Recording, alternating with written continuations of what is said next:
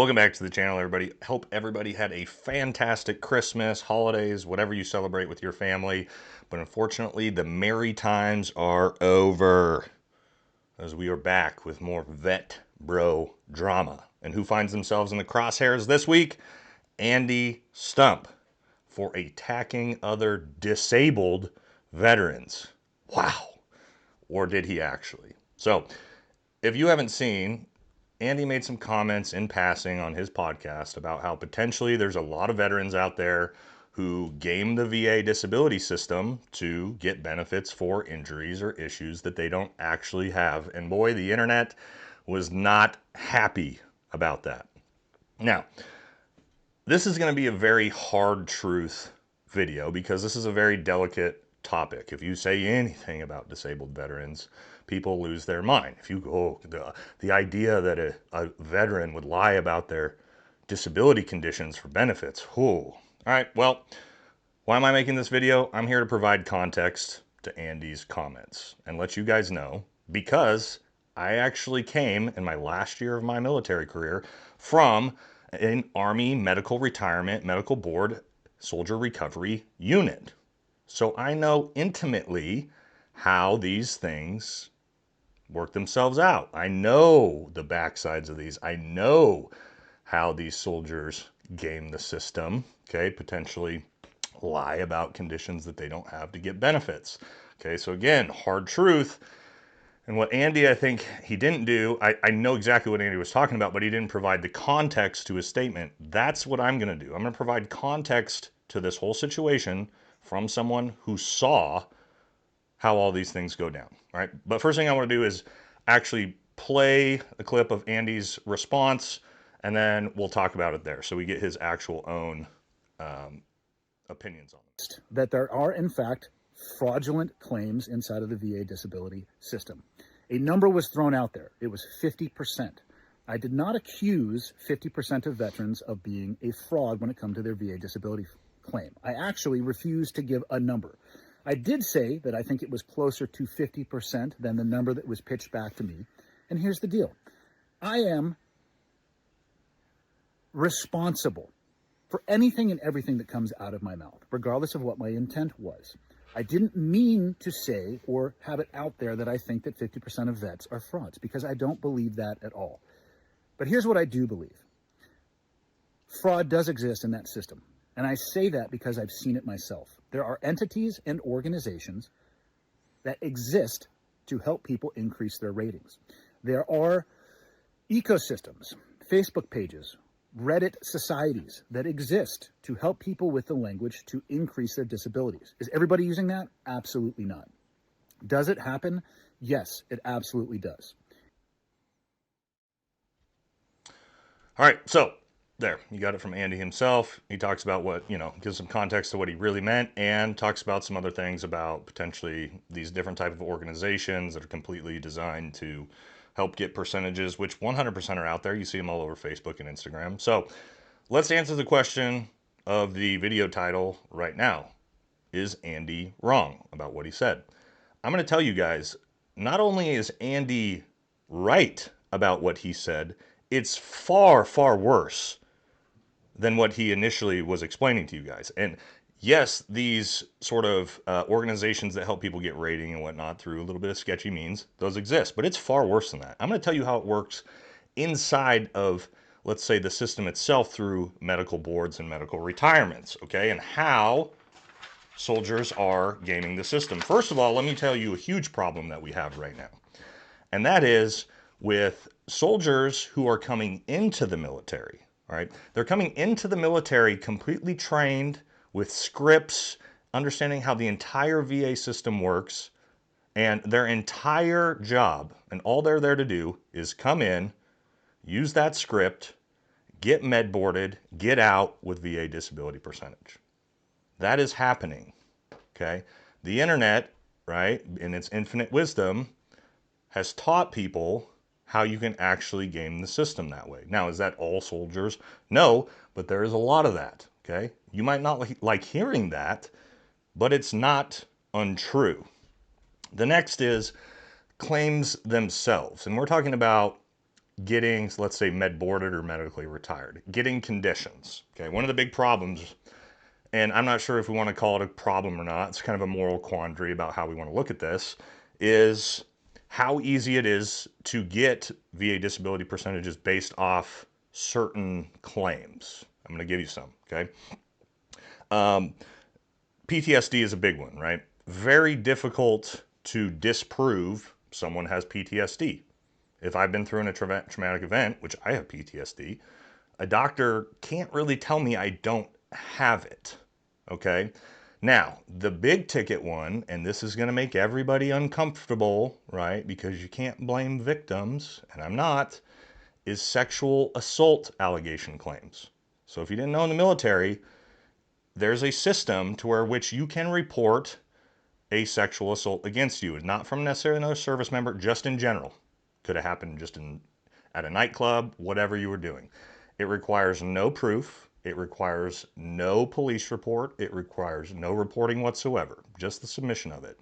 That then is an automatic 50% or above VA disability rating when you go to medically board or medically retire or get out. There's no way to back check that. There's no way to prove it or disprove it. Now, are there times where sexual assault has taken place and people have PTSD? Of course. But is that system potentially rife? And this is men or women, okay? Men can claim these same things. Is that system potentially rife with fraud? Of course. There's no backstops to it, okay? So again, Andy didn't even talk about these type of like real hard truths, okay? So it is significantly worse than you think. All right, before we get any further into that spicy vet bro drama, a quick word from our partners over at Barbell Apparel. You already know. Hey, reminder guys, Barbell Apparel still has their $99 for a free sweatshirt sale going on right now, okay? Go over there, get yourself a pair of the most comfortable pair of jeans on the planet. Get yourself a free sweatshirt to go along with it, all right? It's winter time. They got tons of good clothes for the winter. Their jeans, their sweatshirts. Get over there, get yourself a pair. I promise you, you won't regret it. All right, guys, let's get back to that video, all right? And that's not just the only claims. There's tons of different claims, and that's what Andy was talking about, these programs that you pay people to basically teach you how to game the system, is there's a lot of claims that are like the ones I just mentioned that you can't really disprove. All right, you got things like tinnitus. Now, most of us in any combat arms have tinnitus, but again, you can't prove that I don't have ringing inside my ears. Irritable bowel syndrome, GERD, lockjaw, all of these arthritis, all these different conditions that aren't provable other than me, the service member, telling you that I have them. Now, if you understand these things, and you put these forward in your claims, it's almost impossible for the VA system to turn you down for them. Okay. Now, lots of people have them, and they should be given benefits for them potentially, right? But again, the system is potentially rife for fraud. That is what Andy was saying. Not that veterans are scumbags and that veterans are trying to cheat the system. It's the system itself incentivizes this type of behavior. That's what Andy's saying, and he's 100% right, okay? Now, let's talk about what's called fishing for P3s. A P3 is a permanent profile. So I'll explain to you how you start the med board or the medical retirement process, okay? To be medically boarded or medically retired from the military, you have to be submitted for what's called a permanent profile or a P3 condition. Now, what that basically is saying is that you have a condition that makes you unfit for service, right? So what we saw a lot of at the SRU units was soldiers who didn't yet have a permanent profile or a P3 that go fishing for permanent profiles, which means they go doctor to doctor to doctor with different conditions until they can finally find a doctor who will write them up for a permanent profile and start their medical board system, which will then allow them to get VA disability and get out of the military, okay? You might not like hearing that, but that type of thing is happening in the military at these SRU units. That's a reality, guys. If you don't like that truth, close your ears, all right? I'm sorry. Now, again, I saw all these things, okay? So take it somewhere else with your complaints. I'm just here to provide context. The next one is the QTC doctors, right? So the way these claims actually work, for those of you who don't understand, is it's not military doctors who actually see you for your claims. This gets sort of contracted out to doctors all over the place as QTC doctors, where you go in based off of claims that you've submitted, right? If I got bad knees or shoulders or whatever, and the doctor evaluates me. Most likely, and most of these claims, it's a 20, excuse me, 20 to 30-minute appointment or less, where I tell the doctor what my issues is. He writes it down on a clipboard, gives me a thumbs up, and I move along my way. And then I get my VA disability claim for it, okay? That is unfortunately how the system works at the moment. All right, so again, what Andy said is just, it wasn't even the tip of the iceberg, is I'm telling you guys all the backside of, again, how the system itself is potentially rife with fraud. And this is a tough conversation. This gets us into the moral quandary situation. There's a reason why that the VA system right now is the way it is. And that is because historically, and even during the early days of the global war on terror, it was an absolute, and you guys have heard the horror stories, it was an absolute nightmare to be able to get benefits for actual issues, right, guys? I know guys, the earlier era Green Berets that would have 3-4 combat deployments, been blown up, super messed up, and they'd have like 10% disability. Not rare, all right? So what we did was we rehauled the entire system to make sure this entire generation, 20-year generation of warfighters who actually were all messed up, we had to make sure that they actually got taken care of, which is fantastic. And that is exactly what the country should be doing. The problem is we swung the pendulum so far the other way that the oversight to how these claim systems actually work has become so sort of in favor to the soldier submitting the claim that the system has become rife for fraud for people who aren't actually injured or aren't actually suffering from the conditions that they're suffering. Because there's a lot of, you're talking about retirement money, VA disability for the rest of your life, right? Human beings are human beings. There's good ones, there's bad ones. There's ones that will commit fraud, there's ones that won't.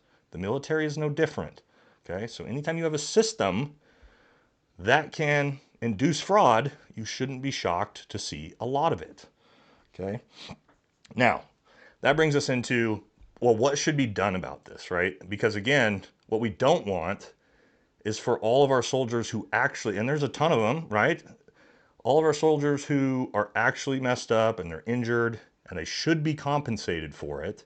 We don't want them to have a nightmare scenario of trying to get their benefits. We don't want that. But what we can't have is a system where just so easy for just anybody, where you can just go to basic training, submit a bunch of claims when you get out of basic training, immediately get med boarded and have disability for the rest of your life. That is not the situation we should be in, and there's a cost to this. All right, so the question is, should something like Elon Musk and Ramaswamy's Doge, because they're going to audit everything, audit this system? Well, if you look at it, as far as I'm aware, under the entire budget of the Department of Defense, I'm pretty sure benefits is the largest spending ticket number.